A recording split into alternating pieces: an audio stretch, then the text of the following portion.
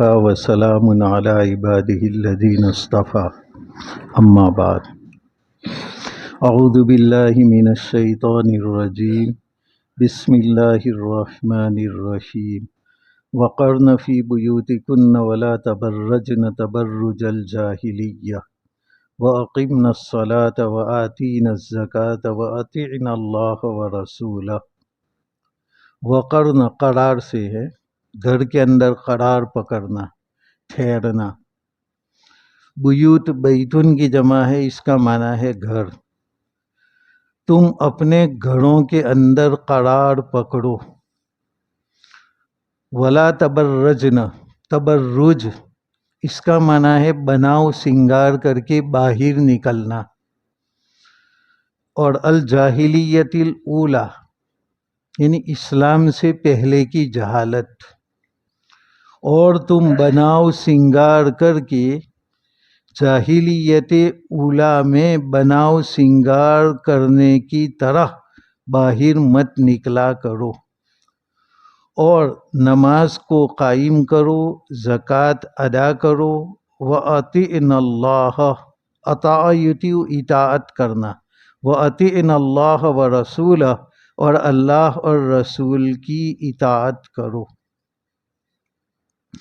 گزشتہ کل آیات کے اندر ہم نے پڑھا کہ نبی صلی اللہ علیہ وسلم کی بیویوں کو بتلایا گیا کہ تم عام عورتوں کی طرح نہیں ہو، بلکہ تمہارا ایک خاص مقام ہے۔ تم بیت العلوم، بیت نبوت، بیت عزت، اس کے گھرانے سے تعلق رکھتی ہو، لیکن مطلقاً فضیلت نہیں۔ ان اتقیتن، تم تقوی اختیار کرو، اور تقوی اختیار کرنے کے لیے اللہ نے پہلے نمبر پر بتلایا وَمَن یقنت، کہ تم قنوت اطاعت کرنا، کہ تم اللہ اور رسول کی اطاعت کرو گی تو ڈبل اجر ملے گا، اور نافرمانی کرو گی تو اس کا گناہ بھی تم کو ڈبل ہوگا، کیونکہ ازواج مطہرات تمام دنیا کی ازواج سے بہتر ہے۔ وہ اور عورتیں بھی افضل ہے، جیسے کہ قرآن مقدس نے فرمایا ان اللہ اصطفاکی وطہرکی واصطفاکی علی نساء العالمین یا مریم اقنتی۔ حضرت مریم کو یہ فرمایا کہ اللہ نے آپ کو سارے جہاں کی عورتوں کے اوپر چن لیا ہے۔ تو قرآن کی اس آیت سے حضرت مریم علیہ السلام کی، جو عیسیٰ علیہ السلام کی والدہ ہے، ان کی فضیلت ثابت ہوئی۔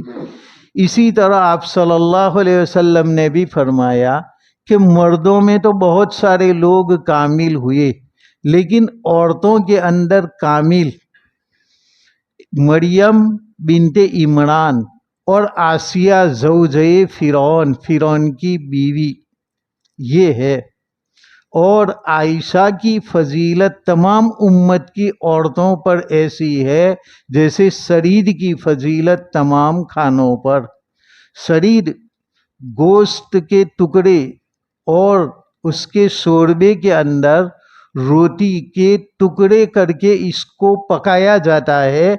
اس کو پکا کر کے عرب لوگ کھاتے تھے، اس کو سرید کہتے ہیں، اور اس کو بہت ہی عمدہ کھانا سمجھا جاتا ہے کہ گوشت کے اندر روٹی چوڑ کر کے اس کو پکایا جائے۔ تو آپ صلی اللہ علیہ وسلم نے فرمایا کہ تمام عورتوں پر عائشہ کی فضیلت ایسی ہے جیسی کہ سرید کی فضیلت تمام کھانوں کے اوپر۔ اس سے ماں عائشہ صدیقہ رضی اللہ تعالیٰ عنہ کی فضیلت، اور ان کے ساتھ ساتھ ان دو عورتوں کی فضیلت مریم بنت عمران اور آسیہ زوجہ فرعون۔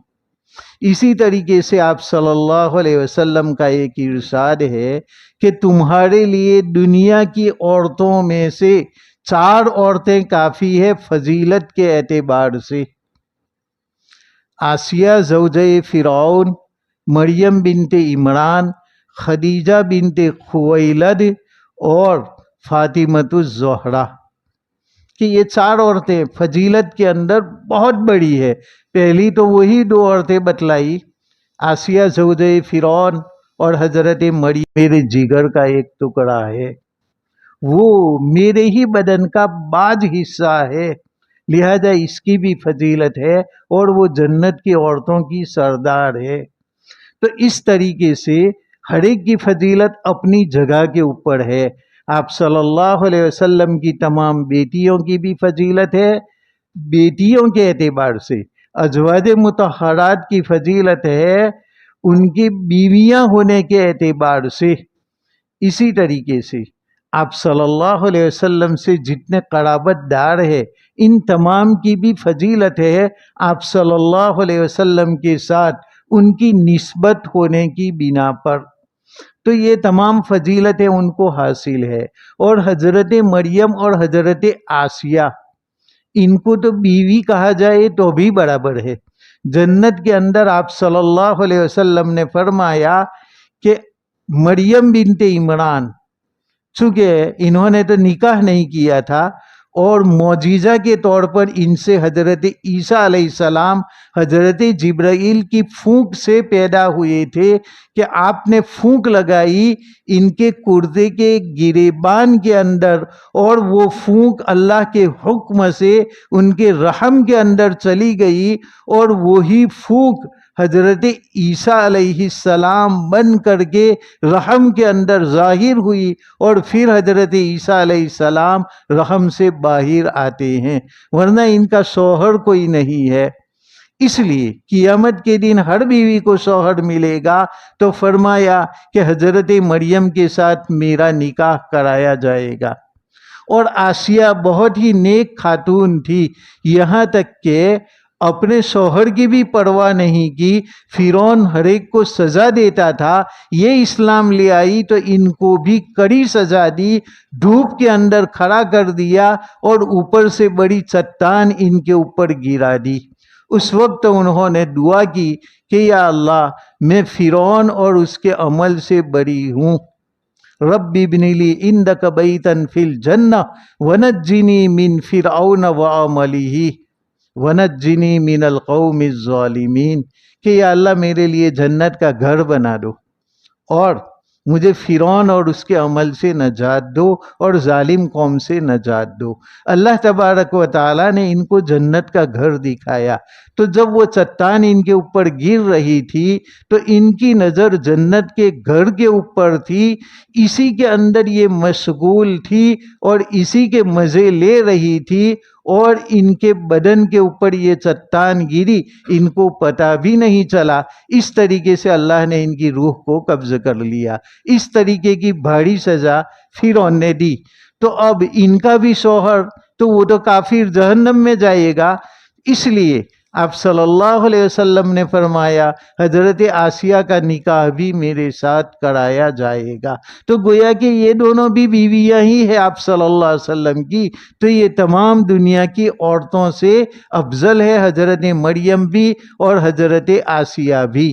اور حضرت فاطمہ کی بھی فضیلت نکل آئی، اور ازواج مطہرات کی فضیلت تو خود قرآن مقدس نے بتلائی کہ یا نساء النبی لستن کاحد من النساء، کہ تم عام عورتوں کی طرح نہیں ہو بلکہ تم مقدس ہو، اور تم اچھا عمل کرو گی تو اللہ تبارک و تعالیٰ تم کو ڈبل اجر بھی دے گا ہر عمل کے اوپر، اور رزق کریم تیار کر رکھا ہے۔ اس کے بعد ایک حکم بتلایا جو ہم نے کل پڑھا کہ فلا تخضعن بالقول، خضوع دب کر کے لچک کے ساتھ بات کرنا، تو عورتوں کو منع کیا گیا، خصوصاً نبی کی بیویوں کو منع کیا گیا کہ لچک کر کے بات مت کرو، اپنے نزاکت کے ساتھ کسی اجنبی کے سامنے تم بات مت کیا کرو، حالانکہ یہ پاک بیویاں تھیں جس کی قرآن نے گارنٹی دی الطیبات للطیبین کے ذریعہ۔ لیکن اس کے باوجود اللہ تبارک و تعالیٰ یہ حکم دے رہا ہے۔ اور آج ہماری عورتیں بعض یہ کہہ رہی ہے کہ دل کا پردہ ہونا چاہیے، دل صاف ہونا چاہیے، چہرے کا پردہ کرنے کی کوئی ضرورت نہیں ہے۔ تو کیا ہماری نبی کی بیویوں کا دل پاک نہیں تھا؟ یہ تو تمام عورتوں سے پاک تھی، اللہ کی بہت زیادہ مقرب تھی، اس کے باوجود اللہ ان کو حکم دے رہا ہے، تو پھر اب ہماسما ان کا تو ان کے سامنے کیا ویلیو اور اوقات ہو سکتا ہے؟ اس لیے ہمیں بھی ایسے الفاظ زبان سے نہ نکالنے چاہیے۔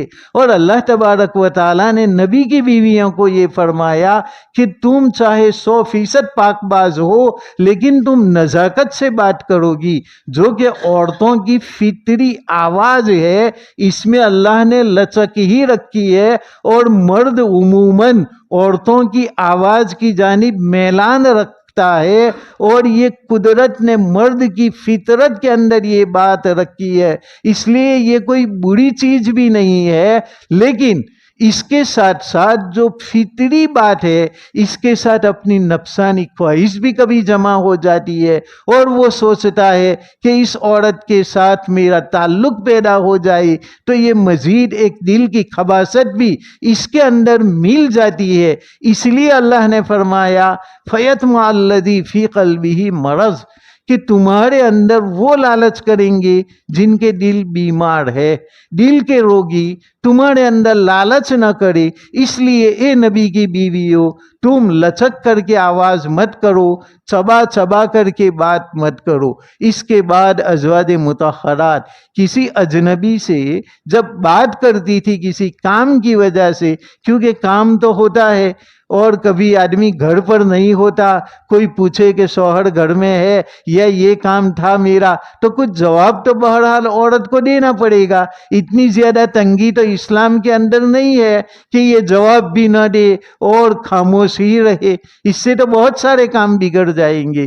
تو ازواج مطہرات اپنا ہاتھ اپنے منہ کے اوپر رکھ دیتی تھی، جس کی بنا پر کچھ آواز بدل جاتی تھی، اور اللہ کا یہ حکم تھا کہ ذرا ایسے لہجے میں بات کرو کہ سامنے والا تمہاری جانب غلط میلان نہ رکھے۔ بعض عورتیں کڑک ہو کر کے تھوڑی بات کرتی ہے تو سامنے والا اس کی جانب میلان نہیں رکھتا۔ ہاں، لیکن وَقُلْنَ قَوْلًا مَّعْرُوفًا، بات تو بھلی کرنی چاہیے، دل خراش کوئی بات کہنا نہیں ہے، جو کام کی بات ہے وہی کرو۔ البتہ آواز میں جو تمہاری قدرتی لچک ہے، اس کو تھوڑا سا سادہ آواز بنا دو اور اس لہجے کو تھوڑا روکھا بنا دو۔ یہ اللہ تبارک و تعالیٰ نے حکم دیا۔ اس کے بعد آج جو یہ آیت پڑھی وَقَرْنَ فِي بُيُوتِكُنَّ، کہ تم اپنے گھروں کے اندر قرار پکڑو۔ نبی کی بیویوں کو کہا گیا کہ اصل پردہ تو یہی ہے کہ گھروں کے اندر ہی رہو، ہاں باہر نکلنے کی ضرورت پڑے تو پردے کے ساتھ نکلو۔ عبداللہ ابن مسعود فرماتے ہیں کہ اس طریقے سے اپنے اوپر چادر ڈال دو کہ ایک آنکھ ہی نظر آئے۔ آج جالی دار برقع وغیرہ ہوتا ہے وہ بھی چل جائے گا، لیکن دو آنکھیں جو نظر آتی ہے اور جس کی بنا پر عورت اس کی جانب اور زیادہ میلان ہوتا ہے، اس طریقے کا برقع، اس سے ہماری عورتوں کو روکا جائے، بلکہ جو جالی دار برقع ہے اس کو پہننا چاہیے۔ فقط آنکھیں نظر آتی ہے تو اس سے تو مرد کا میلان اور زیادہ ہوتا ہے، تو جو پردے کا مقصد تھا وہ مقصد ہی ہمارا ختم ہو جاتا ہے۔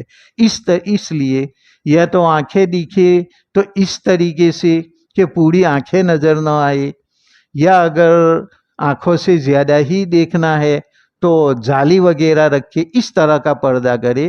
تو اللہ تبارک و تعالیٰ نے یہ حکم دیا کہ اصل پردہ تو یہی ہے۔ شرفا کی عورتیں گھر سے نہیں نکلا کرتی، لیکن ضرورت ہر ایک کو لگا کرتی ہے، ماں باپ کی خبر لینے کے لیے جانا ہے، اعزاء اقارب کی خبر، عیادت، بیمار پرسی، شادی بیاہ، میت وغیرہ کے اندر جانا پڑتا ہے رشتہ داروں کے پاس، تو ایسی صورت میں پوری چادر پہن کر کے نکلے۔ ازواج مطہرات بھی نکلتی تھی جنگوں کے اندر، آپ صلی اللہ علیہ وسلم خود بھی ان کو لے جاتے تھے، لیکن پردہ کے ساتھ، پردے کا بڑا اہتمام فرماتے تھے۔ صحابہ کرام بھی عام سفروں کے اندر بھی اور اسی طریقے سے جنگ کے سفروں میں بھی اپنے ساتھ اپنی بیویوں کو لے جاتے تھے۔ اس لیے بیویوں کو ساتھ لے جانا کوئی بری چیز نہیں ہے۔ اور آج کل تو بیماریوں کا گھر ہمارے گاؤں شہر وغیرہ میں پیدا ہو گیا ہے، اس لیے ڈاکٹر لوگ کہتے ہیں کہ عورتوں کو بھی چلنا پڑے گا، اس لیے وہ بھی اگر واکنگ کرنے کے لیے نکلے تو اپنی طبیعت کی حفاظت کے لیے نکلتی ہے، تو اس میں بھی کوئی حرج نہیں ہے۔ ضرورت اور حاجت کی بنا پر نکلے، بس سیر اور تفریح کے لیے نہیں، تو اس میں کوئی حرج نہیں ہے، لیکن پردے کا پورا اہتمام کرنا چاہیے۔ تو اصلی پردہ تو عورتوں کا گھر کے اندر رہنا ہے، لیکن گھر کے اندر ضرورتیں پوری نہیں ہوتی، بعض اوقات نکلنا ہی پڑتا ہے۔ جب نبی کی بیویوں کو نکلنے کی اجازت تھی تو ہم تو امتی ہے، اس لیے ہم کو بدرج اولا اس کی اجازت ملے گی، کیونکہ نبی کی عورتوں کو خاص کر کے یہ حکم دیا گیا، اہتمام کیا گیا کہ تم اپنے گھروں کے اندر پردہ کر کے رہو۔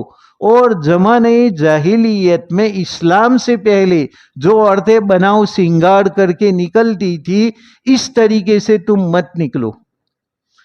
پہلے زمانے میں اسلام سے پہلے عورتیں اپنا دوپٹہ سر کے اوپر نہیں گلے کے اندر ڈال دیتی تھی، اور آج جاہلیت اخرا کے زمانے میں بھی ایسا ہونے لگا کہ بعض عورتیں سر کے اوپر نہیں رکھتی ہے اپنا دوپٹہ، حالانکہ یہ تو سر کے اوپر رکھنا چاہیے، گلے کے اندر رکھ دیتی ہے، اور بعض سر کے اوپر رکھتی ہے لیکن بہت سارے بال ان کے نظر آتے ہیں، یہ بھی گناہ کی بات ہے۔ اس لیے جاہلیت اولا کی طرح گمان نہ کرے۔ اسی طرح زمانہ جاہلیت میں بے محابانہ بے جھجک دھڑلے سے تمام عورتیں مردوں کے سامنے آ جاتی تھی، کوئی جھجک نہیں، کوئی حیا نہیں۔ فرمایا کہ نہیں، حیا ایمان کا ایک شعبہ ہے، عورتوں کا زیور یہ حیا ہی ہے، اس لیے حیا کے ساتھ عورت نکلے، بے دھڑک بے جھجک، مردانہ وار کسی کے سامنے مل جانا یہ اسلام کے اندر نہیں ہے۔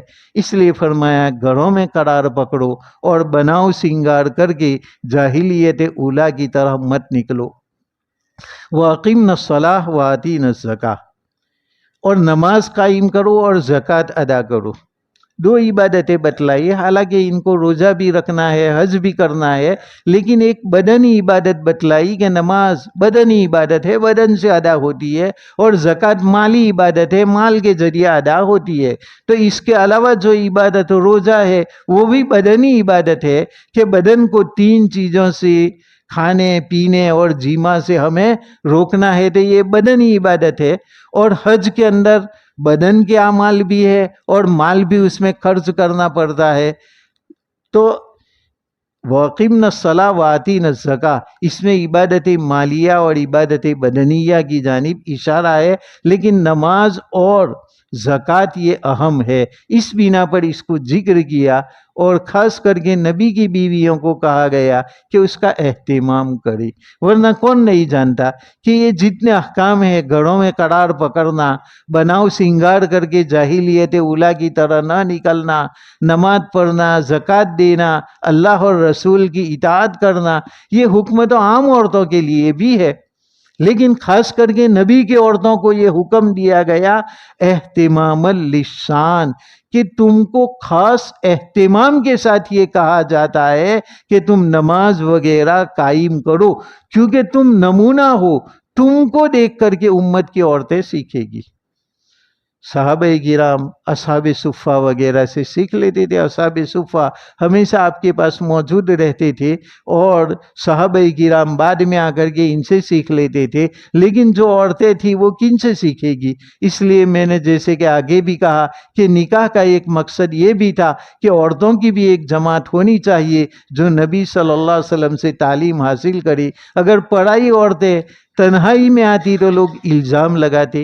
اور دوسرا یہ کہ پڑھائی عورتیں آتی بھی تو ان کے گھر کے بھی کام ہوں گے تو ان کے شوہر بھی اجازت نہیں دیں گے ہمہ وقت کے لیے. اس لیے ضرورت تھی ایسی عورتوں کی جو نبی کی کفالت میں رہے اور خود نبی ان کا خرچہ برداشت کرے اور ان کو وہ تعلیم دے اور وہ نمونہ بنے تمام امت کی عورتوں کے لیے. اس لیے ازواج مطہرات کو نمونہ بننا تھا. اس لیے فرمایا کہ تم خاص کر کے اس کا اہتمام کرو. گھروں میں رہنا ہے، بناؤ سنگار کر کے باہر نہیں نکلنا ہے، اقامت صلاۃ کرنا ہے، زکوٰۃ ادا کرنا ہے، وَأَطِعْنَ اللَّهَ وَرَسُولَهُ، اللہ اور رسول کی اطاعت کرنا ہے. تو یہ تمام خاص کر کے ازواج مطہرات کو اہتمام کی بنا پر حکم دیا تاکہ ان کو دیکھ کر کے امت کی عورتیں بھی عمل کریں. اور باہر نکلنے کی عورتوں کو اجازت ہے. مسلم کی روایت کے اندر ہے کہ اذین لکن ان تخرجن لحاجتکن. آپ صلی اللہ علیہ وسلم نے فرمایا کہ تم کو اجازت دی گئی ہے کہ تم اپنی حاجت کے لیے نکلو. آپ صلی اللہ علیہ وسلم کے زمانے میں عورتیں مسجد کے اندر بھی جایا کرتی تھی. آپ صلی اللہ علیہ وسلم کے پیچھے نماز بھی پڑھ لیتی تھی، واعظ وغیرہ بھی سن لیتی تھی. باہر نکلنے میں کوئی حرج بھی نہیں تھا. لیکن حضرت عمر رضی اللہ تعالیٰ عنہ کے دور کے اندر کچھ خرابیاں پیدا ہو گئی. عورتوں اور مردوں کے درمیان کچھ اختلاط کا شعبہ پیدا ہو گیا تو حضرت عمر رضی اللہ تعالیٰ عنہ نے روک دیا. لوگوں نے اشکال بھی کیا کہ آپ کے زمانے میں ہوتا ہے اور عمر کون روکنے والے؟ تو ماں عائشہ صدیقہ رضی اللہ تعالیٰ عنہ نے فرمایا کہ ہمارے نبی بھی اگر آج کی حالت عورتوں کی دیکھتے جو عورتوں کی آج حالت ہے مردوں کے ساتھ تو ہمارے نبی بھی روک دیتے. تو پھر امت نے اتفاق کر کے عورتوں کو یہ کہا کہ تم مسجد کے اندر نہ آیا کرو بلکہ کم آیا کرو. اور آپ صلی اللہ علیہ وسلم نے بھی کوئی ترغیب نہیں دی. آپ نے بھی یہ فرمایا تھا کہ تمہارے لیے آنے کی اجازت ہے لیکن تم گھر کی کوٹھری کے اندر نماز پڑھو تو یہ تمہارے لیے مسجد کی نماز سے بھی افضل ہے. مردوں کے لیے تو مسجد کی نماز 27 گنا فضیلت رکھتی ہے لیکن عورتوں کی فضیلت والی نماز آپ صلی اللہ علیہ وسلم نے اپنے زمانے میں مسجد سے زیادہ اپنے گھر کے اندر بتلائی تھی. ہاں لیکن تعلیم وغیرہ کی غرض سے کہ نبی صلی اللہ علیہ وسلم کچھ تعلیم دے ہم بھی ان کو سنیں اس لیے عورتیں آیا کرتی تھی. بعد میں آہستہ آہستہ منع کیا. آج بھی اگر ان کا کوئی الگ روم وغیرہ ہو الگ بندوبست ہو تو ایسی صورت میں کوئی حرج نہیں ورنہ عورتیں بھی مردوں کے ساتھ آیا کرے. جیسے آج یہ مطالبہ چل پڑا ہے حکومت بھی کہتی ہے کہ عورتوں کا کیا قصور ہے تو ارے پھر یہاں پر عبادت ہوگی کہ پھر یہاں خواہشات پوری ہوگی مسجد کے اندر؟ مسجد تو اللہ تبارک و تعالیٰ کا گھر ہے، یہ کوئی پارک وغیرہ تو نہیں ہے. اس لیے عورتوں کو اگر اجازت بھی ملے تو ان کے لیے کوئی الگ کمرہ اور روم وغیرہ ہونا چاہیے تاکہ وہاں پر عورتیں نماز پڑھے. لیکن اس زمانے میں بھی فضیلت گھر کے اندر تھی تو آج ہماری ماں بہنیں بھی گھر کے اندر یہ فضیلت حاصل کرے. بلکہ بعض عورتوں نے آپ صلی اللہ علیہ وسلم سے سوال کیا کہ یا رسول اللہ یہ مرد لوگ جہاد کرتے ہیں اور ہم عورتیں نہ جہاد ہی نہیں کرتی تو وہ تو فضیلت میں ہم سے بڑھ گئے مرد لوگ. تو آپ صلی اللہ علیہ وسلم نے فرمایا کہ تم اپنے گھر کے چہار دیواری کے اندر اپنی عصمت کی حفاظت کر کے اور اپنے شوہر کی اطاعت کر کے بیٹھی رہو تو تمہیں بھی مجاہد کے برابر اجر ملے گا. تو ان کو تو یہ اجر گھر بیٹھے اللہ تبارک و تعالیٰ نے یہ دے دیا ہے. اب آج عورتیں کہتی ہے کہ مردوں کو پردے کا حکم نہیں دیا عورتوں کو کیوں دیا گیا؟ تو ایک باپ نے اپنی بیٹی کو کہا کہ بیٹی تمہارے زیورات دکھاؤ. تو اس نے دکھایا، ڈبی کے اندر رکھا ہوا تھا، اور وہ بھی تیجوری کباٹ کے اندر، اور تیجوری کباٹ میں بھی ڈبی، اور اس میں بھی مخمل کا کپڑا، اس میں اس کے زیورات تھے، ہیرے وغیرہ بھی تھے. کہا ٹھیک ہے بیٹا، تم سوال کر رہی تھی کہ عورتوں کو پردے کا حکم ہے، مردوں کو کیوں نہیں؟ تو اب یہ تو نے یہ زیورات رکھے، چل میں تجھے باہر لے جاتا ہوں. باہر لے جا کر کے بتایا کہ یہ جو سلاخیں ہیں گھر بنانے کے لیے جو سریے وغیرہ ڈالے جاتے ہیں، کہا یہ سلاخیں دیکھو باہر رکھے ہوئے ہیں، تو یہ بھی تو قیمتی ہے، اس کو کیوں باہر رکھا ہے؟ اس کے اوپر بھی تو بارش دھوپ وغیرہ گرے گی تو اس کا اثر ہوگا، تو اس کو پردے میں نہیں رکھا، لاک کے اندر نہیں رکھا، تیجوری میں نہیں رکھا، اور تم نے زیورات کو اندر رکھا. تو کہا ابا جان، زیورات قیمتی تو ہے، ساتھ ساتھ اس کے اوپر بارش اور دھوپ وغیرہ کا اثر زیادہ ہوتا ہے، اس لیے اس کے قیمتی ہونے کی وجہ سے اور جلدی سے باہر کا اثر قبول کرنے کی وجہ سے اس کو اندر چھپایا جاتا ہے. اور سلاخ وغیرہ کے اوپر بارش بھی گرے، دھوپ بھی ہو، تو اس کے اوپر کوئی اتنا اثر ہوتا نہیں ہے. تو باپ نے سمجھایا کہ بیٹا، اسی طریقے سے شریعت نے تم کو قیمتی زیورات کی طرح بنایا ہے، ہیرے اور جواہرات کی طرح بنایا ہے. تمہاری عزت پر ذرا بھی خراش آ جائے گی تو معاشرہ تم کو قبول نہیں کرے گا کہ یہ عورت ایسی ہے اور ویسی ہے. اور مرد کے اوپر کچھ خراش آ جائے تو معاشرہ کہتا ہے لڑکا ہے، جوانیاں ہے، ہو گیا، چلے گا. لیکن عورتوں کو ایسا چلنے دیتے نہیں، تمام معاشرہ اس کو برا سمجھتا ہے، حالانکہ شریعت کی نگاہ میں دونوں کے دونوں برابر ہے. لیکن ایک پر خراش آتی ہے تو اس کا اثر زیادہ ہوا کرتا ہے، دوسرے پر خراش آتی ہے تو اس کا اثر بہت کم ہوا کرتا ہے. تو ہم نے قیمتی سمجھ کر کے، اللہ نے اور شریعت نے تم کو ہیرے اور جواہرات کی طرح قیمتی سمجھ کر کے پردے کے اندر، مخمل کے اندر رہنے کا تم کو حکم دیا ہے. جبکہ مرد سلاخوں کی طرح ہے، ان کے اوپر زیادہ اثر پڑنے والا نہیں ہے، اس لیے ان کو پردے کا حکم نہیں دیا. تو یہ اللہ تبارک و تعالیٰ کی حکمتیں ہیں جس کو اللہ تبارک و تعالیٰ ہی جانتا ہے. عورت کی قیمتی ہونے کی وجہ سے اس کو پردہ کرایا گیا ہے. جیسے ہماری بیٹیوں کے ساتھ ہمیں محبت ہے، اللہ کو بھی اپنی بندیوں کے ساتھ بہت محبت ہے. اور جب بیٹی ہماری غلط راستے پر جاتی ہے تو ہماری غیرت برداشت نہیں کرتی، اللہ تبارک و تعالیٰ کی بھی غیرت برداشت نہیں کرتی. اسی لیے اللہ تبارک و تعالیٰ نے اپنی بندیوں کو حکم دیا کہ تم پردہ کر کے نکلا کرو. اور نکاح بھی اسی لیے رکھا کہ اللہ تبارک و تعالیٰ غیرت مند ہے. ایک غیرت مند باپ نکاح کے بغیر کسی بھی آدمی کے حوالے اپنی بچی کو نہیں کرتا. اسی طریقے سے اللہ تبارک و تعالیٰ بھی نکاح کے بغیر ایک اپنی بندی کا کسی بندے کے ساتھ ملنا گوارا نہیں کرتا. اسی لیے اللہ نے فواحشات سے اور زنا وغیرہ سے روکا، اور اسی لیے اللہ تبارک و تعالیٰ نے پردے کا حکم دیا ہے. تو یہ فرمایا کہ تم پردے میں رہو، بناؤ سنگار کر کے باہر مت نکلو، نماز پڑھو، زکوٰۃ دو، اللہ رسول کی اطاعت کرو. انما یرید اللہ لیذھب عنکم الرجس اہل البیت. اراد یرید، ارادہ کرنا، اللہ تعالیٰ ارادہ کرتا ہے. لیذھب، اذھاب کا معنی ختم کرنا، رجسن کا معنی ہے گندگی، نجاست. تو تم سے اللہ تبارک و تعالی نجاست کو ختم کرنا چاہتا ہے، اے اہل بیت.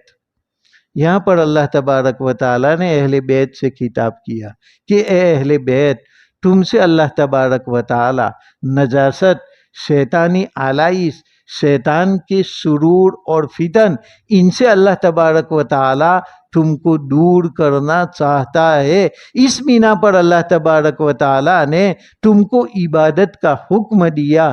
اس لیے نہیں کہ تمہارے بدن کو تھکانا ہمیں منظور ہے اور اس بنا پر ہمیں بہت اچھا لگتا ہے، نہیں، تم کو شیطانی کاوش وغیرہ سے بچانا ہے، اور ظاہری اور باطنی گندگی سے، عقائد کی گندگی سے، اعمال کی گندگیوں سے تمہیں نکالنا ہے. اس لیے اچھے اچھے جو نورانی کام ہے جس سے اللہ راضی ہوتا ہے، ان کا حکم دیا اے اہل بیت۔ قرآن نے یہاں اہل بیت اس کا استعمال ازواج مطہرات پر کیا۔ ہم کل سے آیتیں پڑھ رہے ہیں، اس میں ازواج مطہرات ہی کو سب حکم ہے، تو اہل بیت کہا گیا کہ اللہ تعالیٰ تم کو پاک کرنا چاہتا ہے اے اہل بیت، تو کسی ادنا سمجھنے والے کو بھی سمجھ میں آ جائے گا کہ یہاں پر اہل بیت نبی کی بیویوں کو خطاب کر کے کہا گیا ہے۔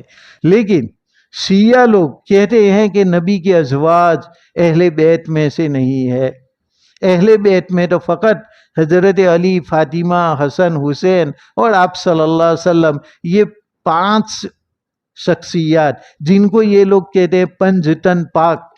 ہم تو کہتے ہیں ہمارے نبی سے جتنے تعلق رکھنے والے ہیں سب تن پاک، فقط پنج تن نہیں، پنج یعنی 5، تن یعنی بدن، پنج تن پاک، یہی 5 پاک ہے۔ لیکن آپ صلی اللہ علیہ وسلم کی صحابہ کرام تمام کی تمام پاک تھے۔ اللہ نے فرمایا رضی اللہ عنہم ورضوا عنہ، اللہ ان سے راضی ہو گیا اور وہ اللہ سے راضی ہو گئی، تو سب تن پاک تھے۔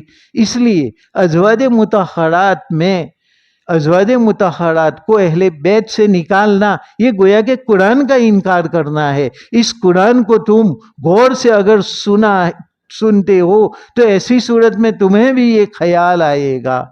تو اتنے بڑے بڑے ان کے علماء یہ کس طریقے سے اہل بیت ہونے کا انکار کر سکتے ہیں؟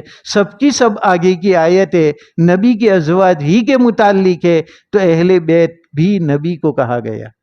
ہاں وہ لوگ ایک اشکال کرتے ہیں کہ اہل بیت یہاں پر تو علیکم یہ مذکر کا صیغہ ہے، مرد کا، عورت کے لیے تو علیکن نہ ہونا چاہیے۔ تو ہم کہتے ہیں کہ قرآن میں حضرت ابراہیم علیہ السلام کی بیوی کو بھی اہل بیت کہا، قالوا اتعجبین من امر اللہ رحمت اللہ وبرکاتہ علیکم اہل البیت۔ وہاں پر بھی ابراہیم علیہ السلام کی بیوی کو علیکم مرد کا صیغہ استعمال کیا اور اہل بیت فرمایا گیا۔ تو اہل بیت سے نبی کے ازواج کو نکالنا یہ صحیح نہیں ہے۔ عرب لوگ یہی پوچھتے ہیں کیف اہلک، کہ تمہارے اہل یعنی تمہارے گھر والے کیسے ہیں۔ اردو میں بھی بولا جاتا ہے تمہاری گھر والی، اور ہم گجراتی والے بھی یہی بولتے ہیں کہ یہ میری گھر والی ہے، اور بیوی کہتی ہے کہ یہ میرے گھر والا ہے، کہ ہمارا گھرنو سے، ہماری گھر والی سے۔ تو گھر والی بیوی کو ہی تو کہا جاتا ہے، عرف کے اندر بھی کہا جاتا ہے، اور قرآن کا سیاق اور سباق بھی یہی بتلاتا ہے۔ پھر بھی شیعہ ان کو چونکہ عداوت ہے نبی صلی اللہ علیہ وسلم کی دیگر ازواج سے اس بنا پر، اور حضرت فاطمہ کے اوپر تو، حضرت عائشہ صدیقہ کے اوپر تو اور زیادہ کیچڑ اچھالتے ہیں۔ حالانکہ قرآن نے ان کی براعت نازل کی، لیکن اس کے باوجود یہ شیعہ اور رافضی لوگ جو ہے، داؤدی اور سلیمانی بوڑے جو لوگ ہیں، وہ ان کے اوپر بہت زیادہ کیچڑ اچھالتے ہیں۔ حالانکہ اللہ تبارک و تعالیٰ نے یہ بتلایا اہل بیت نبی کے ازواج ہے، تو جو قرآن کا انکار کرے بھلا وہ مسلمان کیسے رہ سکتا ہے؟ پھر وہ اسلام کا دعویٰ کرے، حالانکہ قرآن نے صراحتاً اہل بیت کا یہاں پر خطاب کیا، اور بعد میں فرمایا وَيُطَهِّرَكُمْ تَطْهِيرًا۔ اس کے اوپر ایک اور روایت بھی ہے جو ان کی دلیل ہے، اس کو انشاءاللہ آئندہ کل کریں گے، وقت زیادہ ہو چکا۔ سبحان اللہ وبحمدہ، سبحانک اللہم وبحمدک، ونشہد ان لا الہ الا انت، نستغفرک ونتوب الیک۔